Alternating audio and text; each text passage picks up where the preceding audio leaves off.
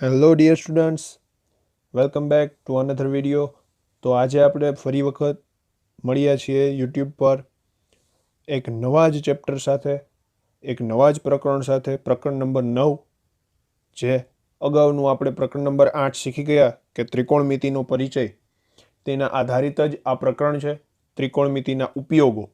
તો આપણે આ ચેપ્ટરની અંદર ત્રિકોણમિતિના ઉપયોગ કઈ કઈ જગ્યાએ થાય છે, શું શું મેળવવા માટે થાય છે, આ બધી વાત આપણે કરવાના છીએ આ પ્રકરણની અંદર. ખૂબ જ સરળ એવું પ્રકરણ છે અને આ વિડીયોની અંદર આપણે આ પ્રકરણની પ્રાસ્તાવિક માહિતી, જે બેઝિક સમજૂતી છે, કે અમુક એવા બેઝિક શબ્દો છે કે જેની વ્યાખ્યા સમજવી ખૂબ જ જરૂરી છે, તો આ બધી વસ્તુઓ આપણે આ વિડીયોમાં શીખવાના છીએ. ઉપરાંત ઉદાહરણ 1, 2 અને સ્વાધ્યાય 9.1નો પહેલો દાખલો, આ 3 દાખલા પણ આપણે ગણવાના છીએ. બરાબર? તો શરૂઆત કરીએ પ્રાસ્તાવિક સમજૂતીથી. તો સૌપ્રથમ તો પ્રકરણનું નામ જ છે ત્રિકોણમિતિના ઉપયોગો. તો આપણને પહેલાં તો એ ખબર હોવી જોઈએ કે ત્રિકોણમિતિના ઉપયોગો કઈ કઈ જગ્યાએ અને કેવા કેવા થાય છે. બરાબર છે? તો પહેલાં સમજીએ કે ત્રિકોણમિતિય ગુણોત્તરોના ઉપયોગો કયા કયા છે. શરૂ કરીએ ત્રિકોણમિતિય ગુણોત્તરોના ઉપયોગોથી. ત્રિકોણમિતિય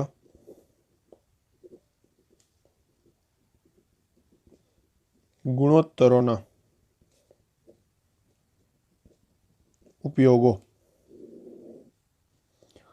તો મિત્રો, ત્રિકોણમિતિય ગુણોત્તરોના ઉપયોગોમાં સૌપ્રથમ કોઈ ટાવરની ઊંચાઈ મેળવવી હોય, ત્યારબાદ ટેકરીની ઊંચાઈ, એ રીતની કોઈ પણ ઊંચાઈ હોય, અથવા નદીની પહોળાઈ હોય,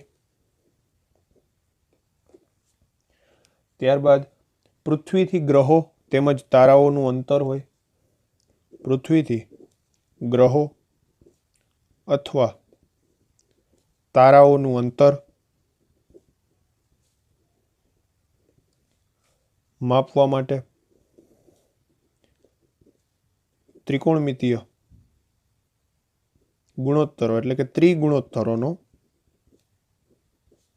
ઉપયોગ થાય છે. હવે મિત્રો, ત્રિકોણમિતિની જે શોધ છે, ત્રિકોણમિતિની શોધની આપણે 8મા ચેપ્ટરના શરૂઆતમાં જ વાત કરેલી હતી. ત્રિકોણમિતિની શોધ તેની ખગોળશાસ્ત્રમાં, જે ખગોળશાસ્ત્ર છે, ખગોળશાસ્ત્રમાં ઊભી થતી આવશ્યકતાને, જરૂરિયાતને લીધે થઈ હતી. ત્રિકોણમિતિની શોધ કોના કારણે થઈ હતી? કે ખગોળશાસ્ત્રમાં ક્યાંક ક્યાંક ત્રિકોણમિતિની જરૂરિયાત પડતી હતી, ક્યાંક ક્યાંક આવશ્યકતા હતી. બરાબર છે? હવે ત્રિકોણમિતિય ગુણોત્તરોની મદદથી કેટલાક ભૌગોલિક નકશા પણ બનાવવામાં આવે છે.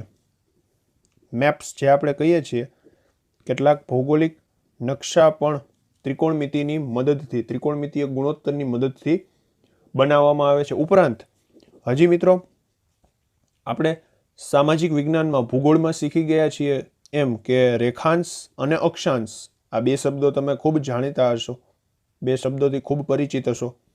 રેખાંશ અને અક્ષાંશ ને સાપેક્ષે કોઈ એક દ્વીપની સ્થિતિ પણ જાણી શકાય છે.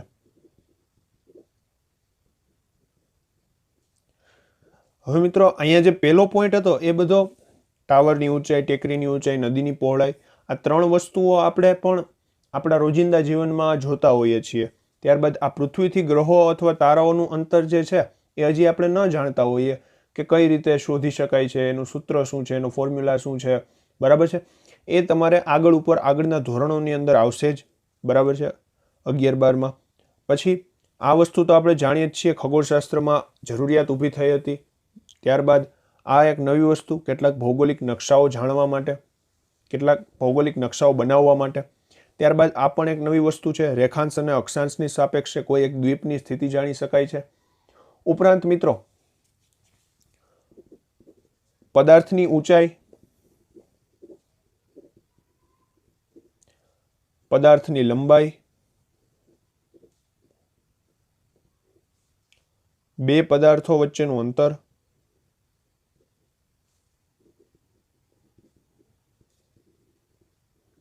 ત્રિગુણોત્તરોની મદદથી શોધી શકાય છે.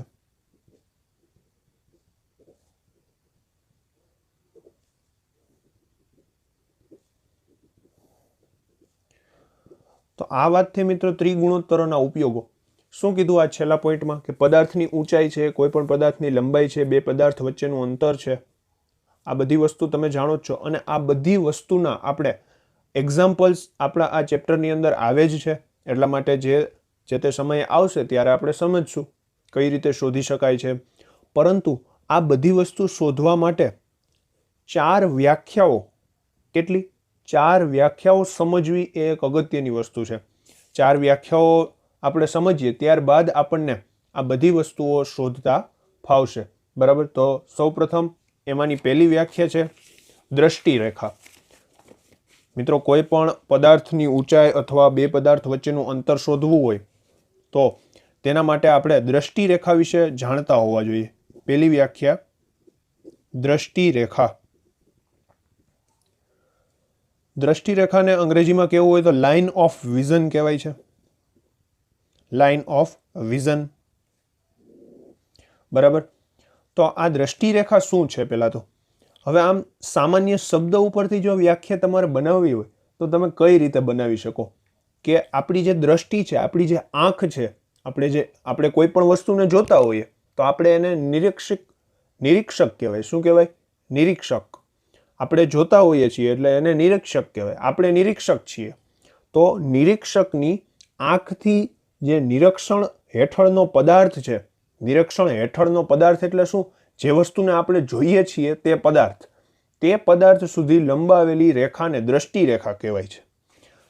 ધારો કે અહીંયા કોઈ એક ઇમારત છે, કોઈ એક બિલ્ડિંગ છે, તેના ઉપર ધારી લો કે તમે ઊભા છો અથવા કોઈ એક વ્યક્તિ ઊભો છે. બરાબર. કોઈ એક વ્યક્તિ ઊભો છે અને તે ઇમારત ઉપરથી અહીંયા એક કાર જાય છે. શું જાય છે? કાર અથવા તો બસ જાય છે. કાર દોરવી થોડી મુશ્કેલ પડે એટલે બસ ધારી લઈએ. કોઈ એક બસ જઈ રહી છે તો આ વ્યક્તિ પોતે આ બસને ઉપરથી જોઈ રહ્યો છે. બરાબર છે. તો અહીંયા મેં આંખથી બસને જોડતી એક રેખા દોરી. આ જમીન છે, ગ્રાઉન્ડ લેવલ. બરાબર. ઇમારત ઉપર ઊભેલો વ્યક્તિ આંખ વડે, એટલે આ જે વ્યક્તિ છે એને શું કહેવાય? નિરીક્ષક કહેવાય. શું કહેવાય? નિરીક્ષક. આ બસ છે એને શું કહેવાય? નિરીક્ષણ હેઠળનો પદાર્થ. નિરીક્ષણ હેઠળનો પદાર્થ. બરાબર. શબ્દ આમ સરળ જ છે, સમજાય એવા છે. બરાબર. તો આ જે નિરીક્ષકની આંખથી નિરીક્ષણ હેઠળનો પદાર્થને જોડતી જે રેખા છે ને એને દ્રષ્ટિરેખા કહેવાય. શું કહેવાય? દ્રષ્ટિરેખા. બરાબર છે. તો આપણે વ્યાખ્યા લખવી તો શું લખી શકીએ? નિરીક્ષકની આંખથી નિરીક્ષણ હેઠળના પદાર્થ સુધી લંબાવેલ રેખાને દ્રષ્ટિરેખા કહે છે. ખૂબ જ સરળ વ્યાખ્યા છે. શું કીધું? નિરીક્ષકની આંખથી, આ નિરીક્ષક એની આંખ, ત્યાંથી નિરીક્ષણ હેઠળનો પદાર્થ એટલે કે આ બસ સુધી જે લંબાવેલી રેખા છે ને આ રેખાને જ દ્રષ્ટિરેખા કહેવાય છે. તો વ્યાખ્યા બોલો મારી સાથે. નિરીક્ષકની આંખથી નિરીક્ષણ હેઠળના પદાર્થ સુધી લંબાવેલી રેખાને દ્રષ્ટિરેખા કહે છે. શું? નિરીક્ષકની આંખથી નિરીક્ષણ હેઠળના પદાર્થ સુધી લંબાવેલી રેખાને દ્રષ્ટિરેખા કહે છે. બરાબર છે. હવે આગળ બીજી રેખાને સમજીએ. બીજી રેખા છે ક્ષૈતિજ રેખા. કેવી રેખા? ક્ષૈતિજ રેખા. બીજા શબ્દમાં કેવું હોય તો સમક્ષિતિજ રેખા. કેવી રેખા? સમક્ષિતિજ રેખા. અને અંગ્રેજીમાં કેવું હોય તો હોરિઝોન્ટલ લાઇન. શું કહેવાય? Horizontal line. હોરિઝોન્ટલ લાઇન સમજીએ, ક્ષૈતિજ રેખા સમજીએ. હવે મિત્રો ક્ષૈતિજ રેખા, સમક્ષિતિજ રેખા. કેવી રેખા? સમક્ષિતિજ. એટલે કે જે રેખા સમક્ષિતિજ હોય. હવે આ સમક્ષિતિજ એટલે શું? આ સમક્ષિતિજ શબ્દને છૂટો પાડીએ. સમક્ષિતિજ. સમ પ્લસ ક્ષિતિજ. આ ક્ષિતિજ એટલે શું? ક્ષિતિજ એટલે શું? પૃથ્વીની સપાટી. શું કહેવાય? પૃથ્વીની સપાટી. અને આ સમ એટલે અહીંયા અર્થ છે સમાંતર. શું? સમાંતર. એટલે કે એવી રેખા કે જે પૃથ્વીની સપાટીને સમાંતર હોય. કેવી રેખા? એવી રેખા કે જે આંખમાંથી નીકળતી હોય અને પૃથ્વીની સપાટીને સમાંતર હોય. તો વ્યાખ્યા લખીએ હવે એની. આ રીતે લખી શકાય કે નિરીક્ષકની આંખમાંથી નીકળતા અને પૃથ્વીની સપાટીને સમાંતર હોય તેવી રેખાને ક્ષૈતિજ રેખા અથવા સમક્ષિતિજ રેખા, હોરિઝોન્ટલ લાઇન કહે છે.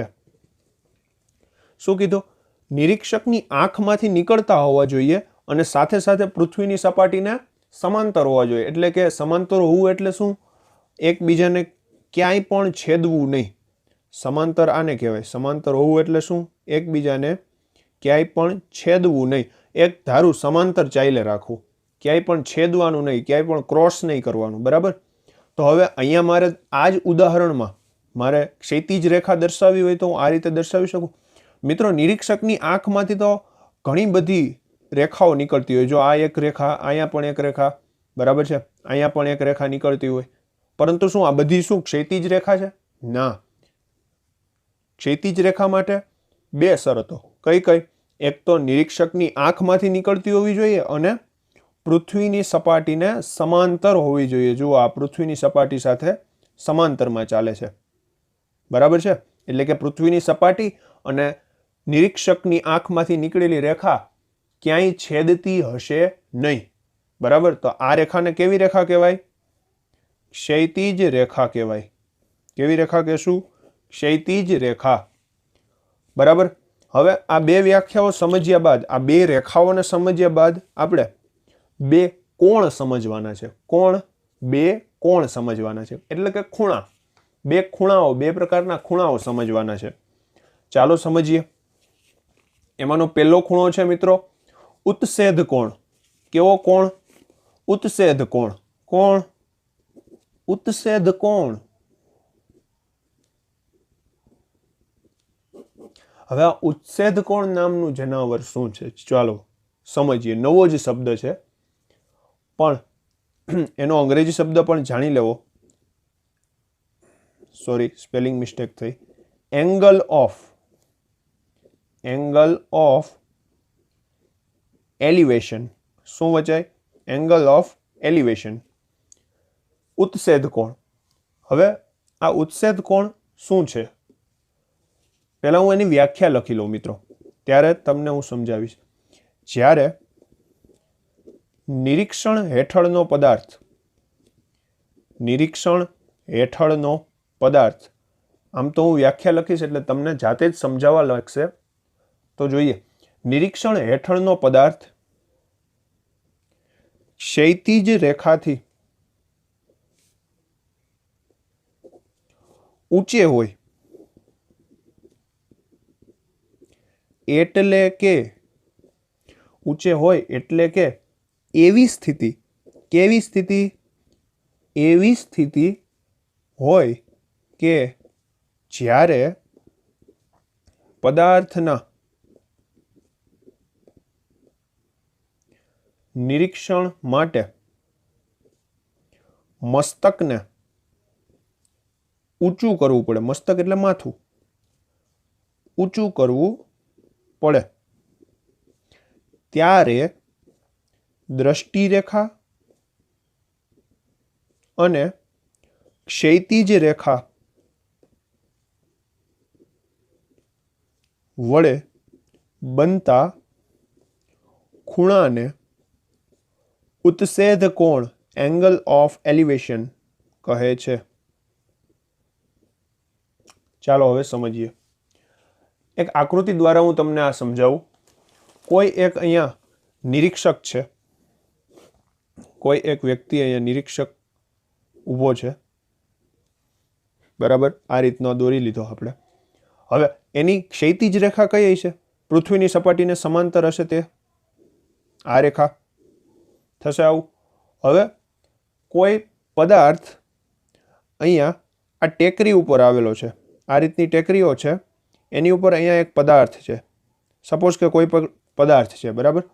તો હવે આ વ્યક્તિને આ પદાર્થને જોવો છે, આ વ્યક્તિને આ પદાર્થને જોવો છે. જો આ વ્યક્તિ આમ સીધું જોશે તો આ પદાર્થ એને દેખાશે નહીં, બરાબર. આ રીતે ક્ષૈતિજ રેખાની દિશામાં જોશે તો આ વ્યક્તિને આ પદાર્થ દેખાશે નહીં.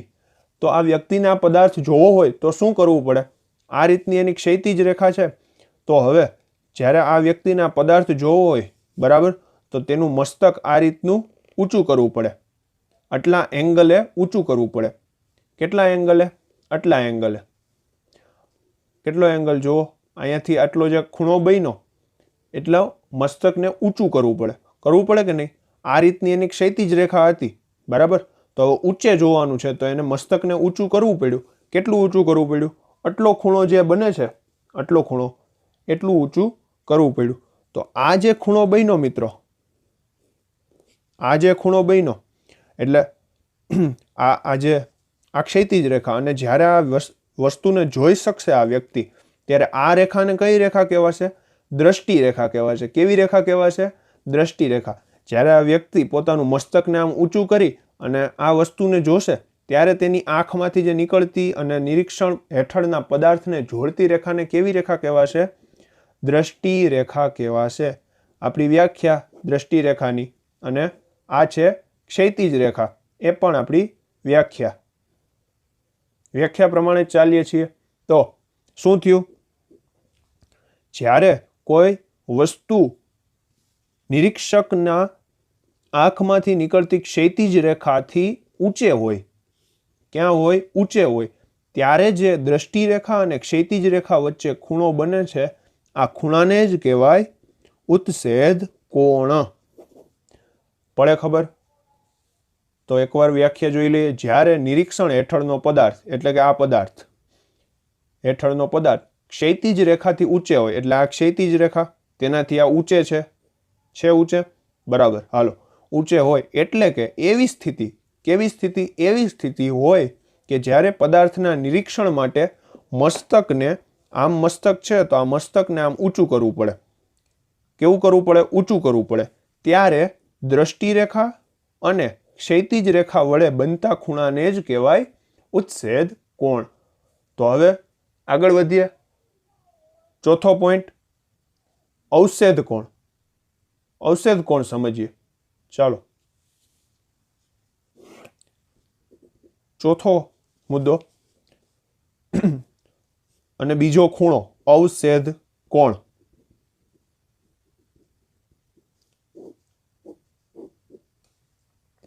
એને આપણે અંગ્રેજીમાં કેવું હોય તો કહી શકીએ એંગલ ઓફ ડિપ્રેશન.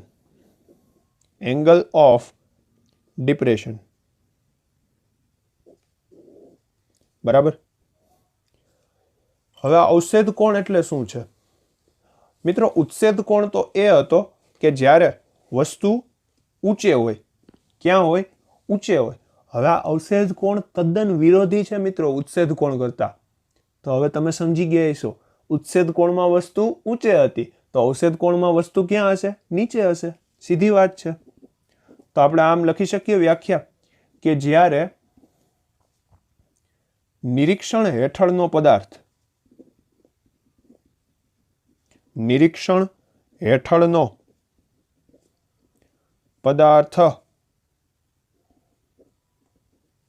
ક્ષૈતિજ રેખાથી નીચે હોય ક્યાં હોય? નીચે હોય. એટલે કે એવી સ્થિતિ, કેવી સ્થિતિ?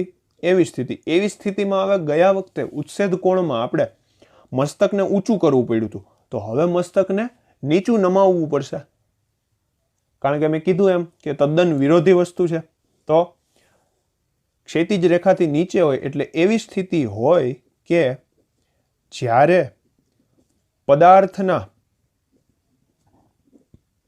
પદાર્થના નિરીક્ષણ માટે મસ્તકને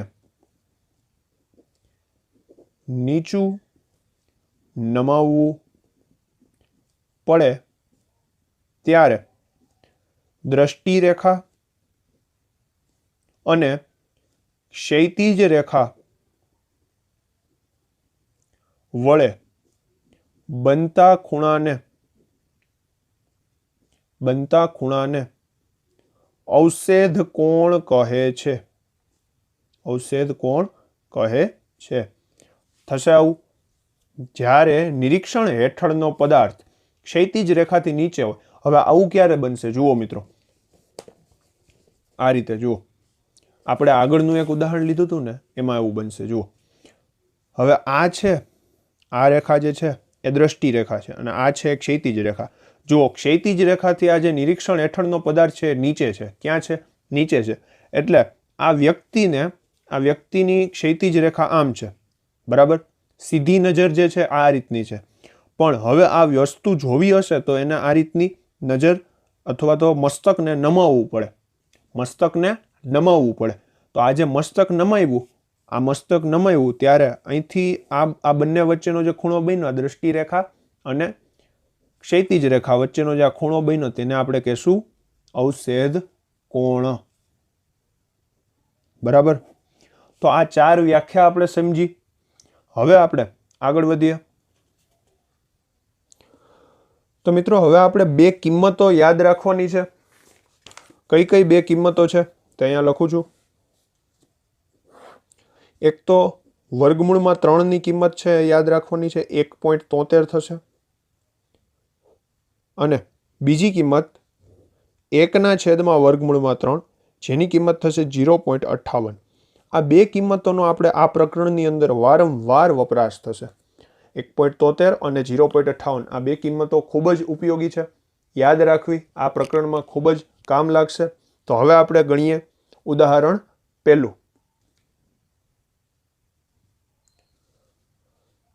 તો મિત્રો, ઉદાહરણ 1ની રકમ તમારી સમક્ષ રજૂ છે. શું કીધેલું છે રકમમાં? ધ્યાનથી વાંચજો કે જમીન પર એક ટાવર શિરોલંબ સ્થિતિમાં છે. તો સૌપ્રથમ આ જે દરેક સ્થિતિઓ આપણને આપેલી છે રકમમાં, તે સ્થિતિને આપણે ચિત્ર સ્વરૂપે રજૂઆત કરતા જઈએ. ચાલો, તો આ એક જમીન નહીં, જમીન જ હોય. ચાલો, જમીન ઉપર એક ટાવર. આ એક ટાવર આ રીતે હું દર્શાવું છું, બરાબર છે? આ રીતનો એક ટાવર છે. હવે તેના માટે શું કીધેલું છે? શિરોલંબ સ્થિતિનો ટાવર છે. તો શિરોલંબ સ્થિતિમાં રહેલા ટાવરના પાયાથી, એટલે કે આ પાયો જે છે એના પાયાથી 15 મીટર દૂર રહેલ, એટલે આ 15 મીટર આ તરફ, 15 મીટર દૂર, કોઈ પણ તરફ ચાલે, આ તરફ પણ ચાલે. ચાલો આ તરફ લઈએ. અહીંયાથી 15 મીટર દૂર, એટલે ધારો કે અહીંયા 15 મીટર દૂર અહીંયા કોઈ એક બિંદુ છે. 15 મીટર દૂર રહેલા જમીન પરના એક બિંદુથી, એટલે કે આ જમીન પરનું એક બિંદુ છે, ત્યાંથી ટોચના ઉચ્છેદ કોણનું માપ. હવે ઉચ્છેદ કોણ. તો મિત્રો, આ જે જમીન છે, જમીન એ તો ઓલરેડી જમીન જ છે, એટલે એ શું થશે? ક્ષૈતિજ રેખા થશે. તો આ જે ક્ષૈતિજ રેખા છે, આ રીતની આખી જે ક્ષૈતિજ રેખા છે, આ ક્ષૈતિજ રેખા માની લીધી, બરાબર? ત્યાંથી હવે આ બિંદુએથી જોવાનું છે ક્યાં? આની ટોચ ઉપર. આ બિંદુએથી આની ટોચ ઉપર આ ક્ષૈતિજ રેખા આ બિંદુની, અને આ છે દ્રષ્ટિ રેખા, આ દ્રષ્ટિ રેખા. તો અહીંયા જે આ ખૂણો તૈયાર થાય, આ જે ખૂણો તૈયાર થાય એ 60 અંશ છે એવું કીધેલું છે અહીંયા રકમમાં. જો અહીંયા 60 અંશ છે એવું કીધેલું છે. તો આપણે અહીંયાથી આને જોડી દઈએ, દ્રષ્ટિ રેખા થશે. વ્યવસ્થિત આકૃતિ દોરવી મિત્રો, થોડીક ત્રાસી દોરાણી છે એટલે હું સીધી કરી નાખું છું રેખાને, બરાબર. પણ તમારે વ્યવસ્થિત આકૃતિ દોરવાની થાય છે. તો આ શું થશે? દ્રષ્ટિ રેખા. ત્યારબાદ આ ઓલરેડી જમીન છે, તે ઓલરેડી ક્ષિતિજ રેખા જ છે. હવે આપણે આ ટાવરની ઊંચાઈ શોધવાની છે, આ લંબાઈ શોધવાની છે. ધારો કે ટાવર AB છે અને આ બિંદુ C છે. તો હવે જુઓ, અહીંયા કાટકોણ ત્રિકોણ તૈયાર થાય છે. શું તૈયાર થાય છે? કાટકોણ ત્રિકોણ. અહીંયા કાટખૂણો બને, કારણ કે આપણને કીધેલું છે શિરોલંબ ઊભો છે ટાવર. તો આપણે ટાવરની ઊંચાઈ જ શોધવાની કીધી છે ને રકમમાં. તો શિરોલંબ ટાવર ઊભો છે અને આ ખૂણાનું માપ છે 60 અંશ. તો મિત્રો હવે અહીંયા આપણે જ્યારે કાટકોણ ત્રિકોણ આવે તો આપણે ત્રિકોણમિતિ વાપરી શકીએ, ત્રિકોણમિતિય ગુણોત્તરો વાપરી શકીએ. તો અહીંયા આપણે ત્રિકોણમિતિય ગુણોત્તર એક વાપરવાનું છે, પરંતુ કઈ રીતે? જુઓ, આ 60નો ખૂણો છે તેની સામેની બાજુનું માપ જોઈએ છે. 60ના ખૂણાની સામેની બાજુનું માપ જોઈએ છે અને 60ના ખૂણાની પાસેની બાજુનું માપ આપેલું છે. તો સામેની બાજુ અને પાસેની બાજુને જોડતું કોઈ ગુણોત્તર ખરો? તો તમે કહેશો હા, ચોક્કસ. સામેની બાજુ અને પાસેની બાજુને જોડતો ગુણોત્તર છે 10, બરાબર. તો અહીંયા આપણે પહેલાં તો લખવું પડશે, વર્ણન કરવું પડશે કે AB ટાવર છે, ટાવર નહીં ટાવર છે, અને ABની ઊંચાઈ જ આપણે શોધવાની છે, બરાબર. અને C બિંદુ એ જમીન પરનું બિંદુ છે, જેથી BC બરાબર કેટલા મીટર છે? 15 મીટર છે. અને ખૂણો ACB, ખૂણો ACBનું માપ ખૂણો ACB બરાબર 60 અંશ છે. તો હવે આપણે આ રીતે લખ્યા બાદ આ વર્ણન કરજો મિત્રો. ખૂબ સારું લાગશે દાખલાનો, જે કહી શકાય કે તમારું પ્રેઝન્ટેશન સારું દેખાશે. હવે લગાડવાનું છે શું? કાટકોણ ત્રિકોણમાં ટેનનું સૂત્ર. તો કાટકોણ ત્રિકોણ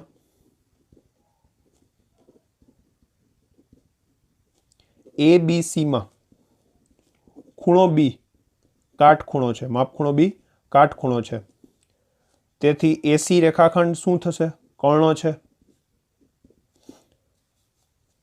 તેથી આપણે tan C લઈએ. શું લઈએ? tan C. તો tan C બરાબર શું થશે? C ખૂણાની સામેની બાજુ છેદમાં C ખૂણાની પાસેની બાજુ, ABના છેદમાં BC, ABના છેદમાં BC. હવે C ખૂણાનું માપ તો આપણી પાસે છે, કેટલું છે? 60 અંશ છે. તેથી tan 60 અંશ શું થશે? tan 60 અંશ. ABનું માપ તો આપણે મેળવવું છે અને BCની કિંમત છે 15. હવે tan 60ની કિંમત મિત્રો આપણને યાદ હોવી જોઈએ, કોષ્ટક આખું યાદ હોવું જોઈએ. તો કોષ્ટક માટેની ટ્રીક પણ તમને શીખવાડેલી જ છે. તમારે ક્યાંય પણ યાદ ન આવે તો તમે પેપરની પાછળ રફકામ તરીકે લખી શકો છો, બરાબર. તો tan 60ની કિંમત થશે √3. કેટલી થશે? √3 બરાબર ABના છેદમાં 15. તો હવે તો ABને સૂત્રનો કરતા બનાવવાનો થાય. તો 15 અહીંયા ભાગાકારમાં, આ તરફ જશે તો ગુણાકારમાં. તેથી AB બરાબર 15√3 થશે. શું થશે? 15√3. હવે મિત્રો અહીંયા 1.73 કિંમત લખો ન લખો ચાલે. √3ને એમને રહેવા દો. 15√3 પણ શું? મીટરો. એકમ ખાસ મીટર લખવો પડશે, એકમ. એમ લખી દીધો છે મેં અહીંયા, મીટર. તો આ થયું આપણું ઉદાહરણ નંબર 1. ખૂબ સરળ એવો દાખલો હતો. હવે આગળ વધીએ મિત્રો, બીજો દાખલો ઉદાહરણનો.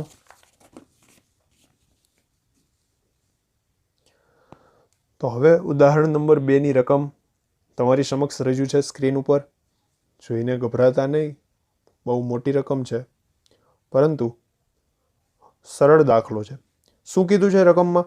કે એક ઇલેક્ટ્રિશિયનને 5 મીટર ઊંચાઈવાળા થાંભલા પર ફોલ્ટનું સમારકામ કરવું છે. હવે થાંભલો હોય તે જમીન સાથે લંબ જ હોય, શિરોલંબ જ હોય. તો આ રીતે આપણે દર્શાવશું. સૌપ્રથમ આ જમીન છે, સાથે આ થાંભલો છે, બરાબર. કેટલા મીટર ઊંચાઈનો છે? 5 મીટર ઊંચાઈ છે. થાંભલો કહી દઈએ AB. હવે અહીંયા આપણે આકૃતિ જ દોરશું. હવે શું કીધું છે કે થાંભલા પર ફોલ્ટનું સમારકામ છે, શાકનું સમારકામ નથી, એ ઘરે હોય, થાંભલા ઉપર ન હોય. હવે ફોલ્ટ જે કઈ જગ્યાએ આવેલો હોય થાંભલામાં, તો એ ફોલ્ટને સમૂહ કરવાનો છે, સરખો કરવાનો છે, ફોલ્ટને બરાબર બનાવવાનું છે. તો ફોલ્ટનું સમારકામ કરવાનું છે. આ માટે તેણે ટોચથી 1.3 મીટર નીચે સુધી પહોંચવાનું છે. એટલે કે આ જે ટોચ છે, આ ટોચથી 1.3 મીટર નીચે, એટલે કે ક્યાંક અહીંયા સી બિંદુ, અહીંયા હું દઈ દઉં, સી બિંદુએ પહોંચવાનું છે. હવે એવું કીધેલું છે કે આ માટે તે સમક્ષિતિજ સાથે 60 અંશનો ખૂણો રહે તે રીતે એક નિસરણી થાંભલા સાથે ત્રાંસી ટેકવે છે. હવે સૌપ્રથમ નિસરણી આમ હશે તો પહોંચવું છે એને અહીંયા, તો તે 60નો ખૂણો સમક્ષિતિજ સાથે બનાવે છે અને આ રીતે નિસરણી રાખે છે. આ બોલપેન જે જગ્યાએ છે ત્યાં નિસરણી આવશે. આ સમક્ષિતિજ સાથે 60 અંશનો ખૂણો બનાવી અને નિસરણી રાખી તે પોતાની ઈચ્છિત જગ્યાએ પહોંચે છે એવું કીધું. તો આપણે નિસરણીની લંબાઈ શોધવાની છે અને નિસરણીને થાંભલાના પાયાથી કેટલે દૂર રાખી હશે. અહીંયા હું બિંદુ ડી કહી દઉં. બરાબર. આપણે શું શું શોધવાનું છે? એક તો આ સીડીનું માપ શોધવાનું છે. નિસરણી એટલે સીડી, આમ આપણે સીડી બોલીએ એટલે અહીંયા પણ મેં નામ સીડી જ આપેલું છે. અને આપણે આ જે રેખાખંડ બીડી છે એટલે શું કે નિસરણીનું થાંભલાના પાયાથી અંતર, નિસરણીનું થાંભલાના પાયાથી અંતર, આ પણ આપણે મેળવવાનું છે. તો હવે કઈ રીતે મેળવશું? આપણી પાસે એક આ ખૂણો છે અને આ એક માપ છે અને આ બે માપો આપણે શોધવાના છે. હવે મિત્રો આપણી પાસે આ કાટકોણ ત્રિકોણ તો છે, કયો? CBD. એની અંદર આપણની પાસે ત્રણેય બાજુમાંથી એકય બાજુનું માપ છે નહીં. તો સૌપ્રથમ આપણે કોઈ એક બાજુનું માપ મેળવવું પડશે. કઈ રીતે મળશે? કઈ બાજુનું માપ મળશે? આ CB બાજુનું માપ મળશે. જુઓ કઈ રીતે. આ આખો થાંભલાનું માપ 5 મીટર અને એમાંથી 1.3 મીટર નીચે ઉતરીને કામ કરવાનું છે. તો હવે જે આ બાકીનો કટકો વધ્યો એ 5 માંથી 1.3 બાદ થાય એટલો હશે કે નહીં? બરાબર. તો સૌપ્રથમ આપણે લખીએ કે AB થાંભલો છે, C બિંદુ એ સમારકામ કરવાનું છે અને A થી C નું માપ 1.3 મીટર છે તથા AB બરાબર છે 5 મીટર તથા A સમરેખ C સમરેખ B છે. ત્રણેય બિંદુઓ સમરેખ છે. હવે ત્રણેય બિંદુઓ સમરેખ હોય તો આપણે આ રીતે લખી શકીએ કે AC નું માપ વધતા BC નું માપ બરાબર AB નું માપ થાય આવું. હવે AC નું માપ છે 1.3 વત્તા આપણે BC નું માપ તો મેળવવું છે અને AB નું માપ છે 5. તો આ પ્લસ 1.3 આ બાજુ આવે તો માઇનસ 1.3. 5 માઇનસ 1.3, 5 માઇનસ 1.3 કેટલું આવશે? 3.7 મળશે. કેટલું આવશે? 3.7 મીટર મળે. તો આપણને એક બાજુનું માપ મળી ગયું 3.7 મીટર અને આપણી પાસે એક ખૂણો પણ છે. કયો ખૂણો છે? ડી ખૂણો. તો આપણે અહીંયા લખી શકીએ કે ખૂણો CDB, માપ ખૂણો CDB બરાબર 60 અંશ છે અને માપ ખૂણો CBD બરાબર 90 અંશ છે. તેથી કાટકોણ ત્રિકોણ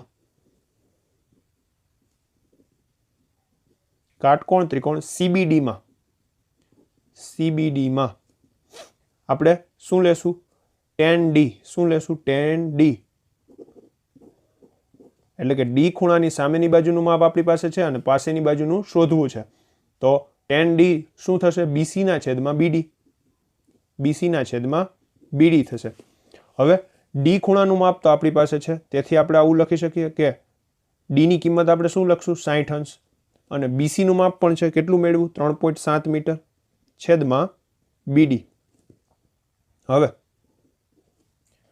આ BD ને સૂત્રનો કરતા બનાવ્યો અને tan 60 ની કિંમત √3 મૂકી દઈએ તો 3.7 ના છેદમાં √3.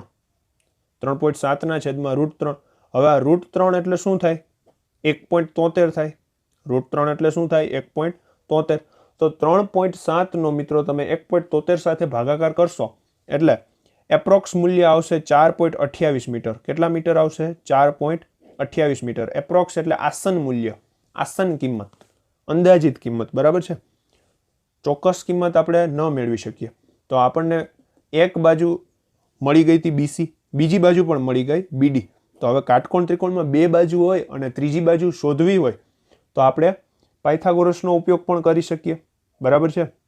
તો હવે પાયથાગોરસનો ઉપયોગ કરવો હોય તો તે પણ કરાય, અથવા તો આપણે બીજી રીતે કઈ રીતે મેળવી શકીએ? બીજી રીતે શોધવું હોય તો શું થાય? આપણી પાસે 60 ખૂણો છે અને એની સામેની બાજુ છે અને કર્ણ મેળવવો છે. તો સામેની બાજુ અને કર્ણને જોડતું સૂત્ર sin 60 લગાડવું પડે. તો એ પણ આપણે કરી જ શકીએ. એ સરળ પડે પાયથાગોરસ કરતા અત્યારે કિંમતો જોઈને. તો sin 60 બરાબર શું થશે? ત્રિકોણ કયો? કાટકોણ ત્રિકોણ. કાટકોણ ત્રિકોણ BCD માં sin 60 બરાબર, અથવા તો સૌપ્રથમ લખીએ sin D બરાબર. શું લખશું? sin D બરાબર. D ખૂણાની સામેની બાજુ કઈ છે? BC છે અને કર્ણ CD છે. BC ના છેદમાં CD. BC ના છેદમાં CD. તો હવે D ની કિંમત કેટલી? D ખૂણાની કિંમત 60 અંશ. BC નું માપ કેટલું છે? BC નું માપ આપણને BC કેટલું મળ્યું હતું અહીંયા? 3.7. બરાબર છે. 3.7 અને BD કેટલું મળ્યું હતું? 4.28. પણ અત્યારે કાંઈ એનો ઉપયોગ તો છે નહીં. એટલા માટે અહીંયા આપણે 3.7 ના છેદમાં CD એમને રાખીએ. હવે CD ને સૂત્રનો કરતા બનાવવા માટે અહીંયા sin 60 ની કિંમત √3 ના છેદમાં 2 યાદ હોવી જોઈએ. 3.7 છેદમાં CD આવશે. બરાબર. હવે CD ને સૂત્રનો કરતા બનાવીએ તો CD બરાબર આ 2 અહીંયા ભાગાકારમાં છે, આમ જાય તો ગુણાકારમાં. 3.7 સાથે 2 નો ગુણાકાર અને છેદમાં √3. તો 3.7 ગુણાકારમાં 2 કરશો એટલે 7.4 છેદમાં વર્ગમૂળ 3. વર્ગમૂળ 3 ની કિંમત છે 1.73. મિત્રો અહીંયા એક આપણી ભૂલ થઈ છે. ભૂલ એ છે કે અહીંયા જે ભાગાકાર છે એ ખોટો લખાઈ ગયો છે. 4.28 નહીં આવે, 4.28 ત્યાં આવશે. અહીંયા 2.14 આવશે. કેટલો આવશે? 2.14 મીટર આવશે. તો આપણને BD બરાબર શું મળશે? 2.14 મીટર મળશે. આ એક ખાસ નોંધ લેવી. ગણતરીમાં એક ભૂલ છે. બરાબર, જે હવે સુધરી ગઈ છે. 7.4 નો 1.73 સાથે ભાગાકાર કરશો એટલે મળશે 4.28 મીટર. આમ જે નિસરણી હતી, નિસરણીની લંબાઈ શું મળશે? સૌપ્રથમ નિસરણીની લંબાઈ શું હતી? CD હતી. બરાબર. તો CD બરાબર તો આપણને શું મળ્યું? 4.28 મીટર મળ્યું. અને નિસરણીનું થાંભલાના પાયાથી અંતર શું હતું? એ BD હતું. BD આપણને મળ્યું 2.14 મીટર. તો આ રીતે આપણને બંને અંતરો જે માગેલા હતા તે મળી ગયા. હવે આગળ વધીએ મિત્રો. આ વિડીયોનો છેલ્લો દાખલો ગણીએ. સ્વાધ્યાય 9.1 નો પહેલો દાખલો. સ્વાધ્યાય 9.1 નો પહેલો દાખલો. જોકે સ્વાધ્યાય 9 જ છે, એમાં સ્વાધ્યાય 9.1 છે જ નહીં, પણ સ્વાધ્યાય 9.1 નો હવે આપણે પહેલો દાખલા તરફ આગળ વધીએ. તો હવે આપણને સ્વાધ્યાય 9.1 નો પહેલો દાખલો આ રીતે આપેલો છે કે સર્કસના તંબુમાં જમીન સાથે શિરોલંબ સ્થિતિમાં રહેલો થાંભલો છે. તો જમીન સાથે અહીંયા એક થાંભલો દર્શાવીએ આકૃતિમાં. આ રીતનો થાંભલો છે. હવે આ થાંભલાની ટોચ પર એવું કીધેલું છે કે આ થાંભલાની ટોચથી જમીન સાથે એક ખેંચીને 20 મીટર લાંબુ દોરડું છે. એટલે કે આ ટોચ છે ત્યાંથી અહીંયા જમીન સાથે એક દોરડું બાંધેલું છે. કેટલા મીટર લાંબુ છે? 20 મીટર લાંબુ એક દોરડું છે. આ દોરડા ઉપર એક કલાકાર ચઢી રહ્યો છે. બરાબર. અને આ દોરડું જમીન સાથે 30 અંશનો ખૂણો બનાવે છે. કેટલા અંશનો? 30 અંશનો. તો આપણે થાંભલાની ઊંચાઈ શોધવાની છે. આને એ નામ આપી દો, આને બી નામ આપી દો, આને સી નામ આપી દો. અહીંયા એ બી શું છે? ટાવર છે, બરાબર. એ બીનું માપ જ આપણે મેળવવું છે. એ બી બરાબર શું છે? એ જ મેળવવું છે. તથા ખૂણો એસીબી બરાબર છે 30 અંશ. માપ ખૂણો એસીબી બરાબર 30 અંશ છે. તથા એસી છે એ દોરડું છે. શું છે? દોરડું છે. અને એસીનું માપ કેટલું છે? 20 મીટર છે. કેટલું છે? 20 મીટર. હવે આપણે કર્ણનું માપ આપેલું છે અને આ ખૂણો આપેલું છે, તથા આ ખૂણાની સામેની બાજુનું માપ શોધવું છે. તો સામેની બાજુ અને કર્ણ સાથેનો સંબંધ દર્શાવતું સૂત્ર કોઈ ખરું? હા. કયું? સાઇન. તો આપણે આમ લખી શકીએ કે કાટકોણ ત્રિકોણ એબીસીમાં માપ ખૂણો એબીસી બરાબર 90 અંશ છે. તેથી રેખાખંડ એસી કર્ણ છે.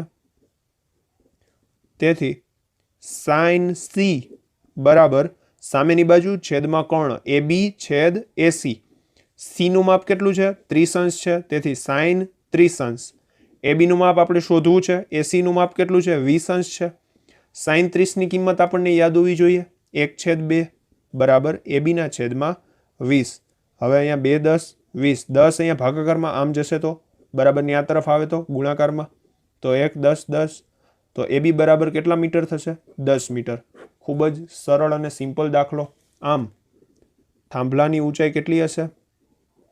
10 મીટર હશે. થાંભલાની ઊંચાઈ 10 મીટર છે. તો આ વાત થઈ મિત્રો આ 3 દાખલાઓ જે ખૂબ સરળ દાખલાઓ હતા. હવે આપણે નેક્સ્ટ વિડીયોમાં વધુ અભ્યાસ કરીશું.